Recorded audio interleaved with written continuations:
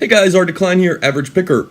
The plan had been to take you guys lock shopping with me. Unfortunately, the place I went was just too dark. They had the lights off in their warehouse, and there wasn't any way to really shoot and get any kind of clear footage of what I was looking at. But new pickers are always interested in where to find locks for the cheap, so let's just make a mocha and talk about lock shopping. So now that we have a super frothy coffee, let's talk about lock shopping. So when you're starting out, you pretty much want any and all locks you can get your hands on. And fortunately, that's fairly easy. You want them as cheap as possible. That may be a little more difficult in your area. But as you advance, you're going to get pickier and pickier. And lock shopping is kind of fun because you're basically searching for that, hidden buried treasure. And when you're starting out, everything's almost a hidden buried treasure, so it's kind of like being a little kid. You find pennies in a parking lot, you get super excited. As you get older, not so much. You might stop to pick up a quarter. You'd rather find $1. And so that's kind of what happens with the lock shopping. Now, pretty much you find out very quickly when you get into lockpicking about the Habitat for Humanity restores. And they can be a really good resource for finding locks, especially your more kind of residential beginner stuff. Now, your particular ones are going to vary. But I can tell you there is kind of a push on a lot of the stuff to not really carry just like the locklet or the keyless locks. A lot of these places are now starting recycling programs, and they're finding, as opposed to shelf space and trying to price it and keep bits together, that if these partial locks come in, it just makes more sense just to recycle them for the metal that's in them. And so it can be pretty hard in your area, depending on your restore and what their approach is, to find really cheap keyless locks. My particular one, if it's a whole set, runs about $2.95. If it does not have a key, if it has a key, it's about $7.95. They used to just carry cores, so things like that, and those were like 50 cents to a quarter each if they had no key. But now they've stopped doing that. All of those just go into a recycling bin and get sold off as scrap metal. So some Habitat stores are doing that, some aren't. But you still got some other options. As fun as lock shopping is, though, what I don't want to do is I don't want to spend an hour and a half of my time digging through crates of handles only to find a Defiant or something. That's not worth my time if I'm searching all these racks. So that's one of the things we're going to look at too here, is just how to sort of go through a store very quickly and rapidly. Though, you never know, there could be a hidden treasure in them, but usually if you're just seeing junk, there's probably only junk. Okay, so I don't know what is in your particular area, but I can probably give you some hints on how to find some stuff. So we slightly touched on about the Habitat restores, but this is kind of what you want to Google around for. Some variations of these kind of words.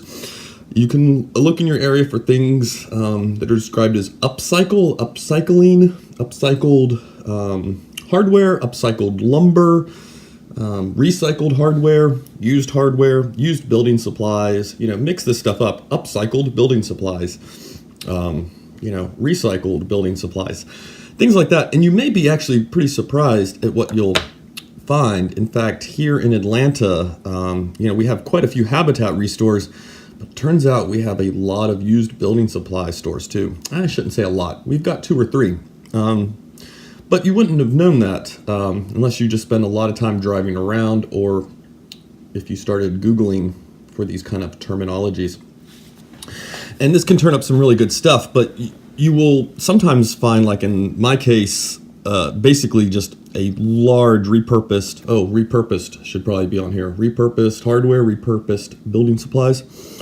But yeah, a repurposed warehouse that it's chock full of bins and bins and bins, and it can take a while to go through. You can also look for deconstruction groups in your area. This is becoming kind of a thing, and a lot of these support these kind of places that you'll find. These groups now are forming. Habitat just started, or at least the one here, ours just started doing some deconstructions. You can find some deconstruction groups, and they basically go in and they tear a place down and get it ready to be rebuilt into something else. But in return, a lot of times they might get they might get paid, they might get a small amount of money, but they also get to kind of salvage through stuff, and that stuff gets recycled back into their upcycled, recycled, repurposed building supply stores. And so, if you look for some deconstruction groups, sign on and volunteer, because you're going to be helping out probably another nonprofit in the process, and it might give you first dibs on some stuff or complete dibs on some things that may go scrapped.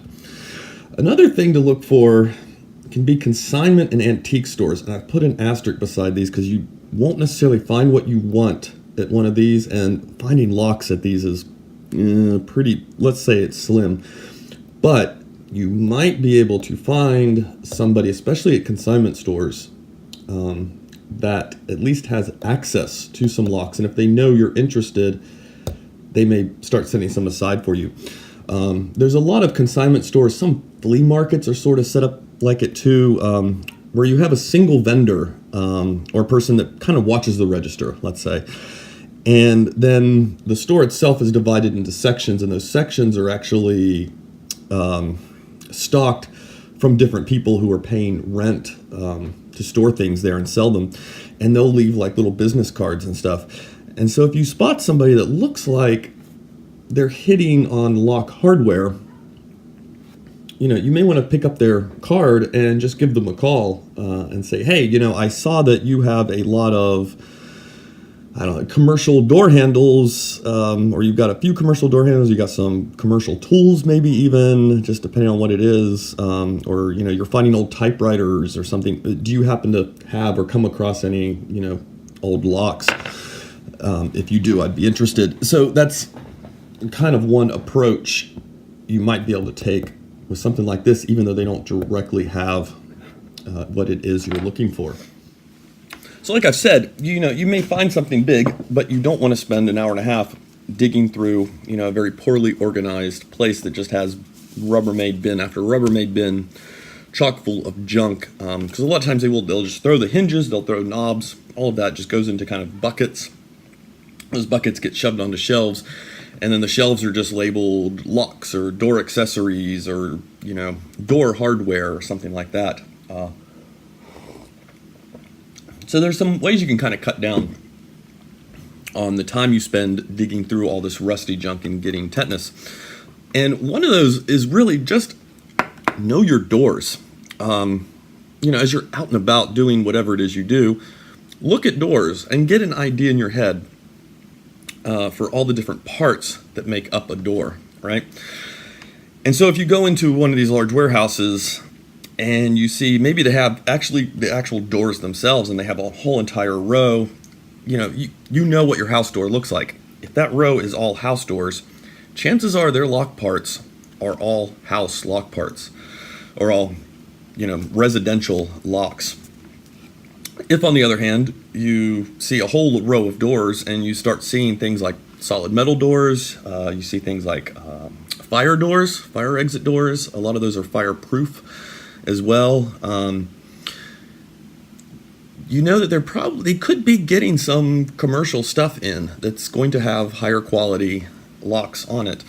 I printed out a few pictures too of other things that I quickly try to spot for, because often these parts are easier to find than the actual locks themselves. So in this case, these are just kind of electronic locking mechanisms, things to pull the doors closed and things like that. You start seeing stuff like this on the shelves, chances are somewhere in there they've got some higher level commercial stuff tossed into those bins, and then it becomes a little more worth it to dig through those bins. But if I'm not seeing this, and if all I'm seeing is that, kind of cheap brassy stuff, I start thinking, okay, this is probably mostly things for residential areas. But these kind of parts for locking up doors electronically, automatically, I think that's an electromagnetic lock of some sort down here. This is just an electric switch for a lock, which I think that is too. Then it starts to tell you they're taking apart some places that very likely have some other things to them. In which case it becomes a little more worth digging through. And a quick note, probably it should have been on the list, are scrap metal dealers, because there are places you can just take and dump scrap metal. They could be a little odd to work with, and they're in it for a whole different game than you are, and they are not a shopping place.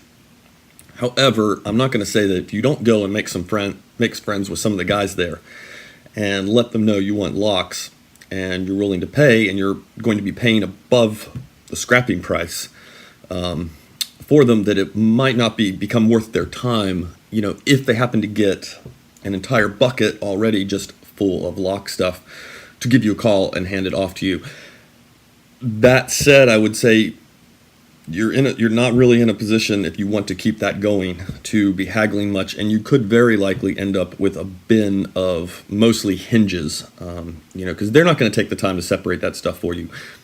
You're paying sort of a premium to what they are expecting to get on it per pound for whatever it is in there, and they're just going to look in, and they're going to do what everybody does. Look in, they're going to see a hinge, they're going to see a doorknob, they're going to say, these are locks, and give you a call if you've got that relationship with them.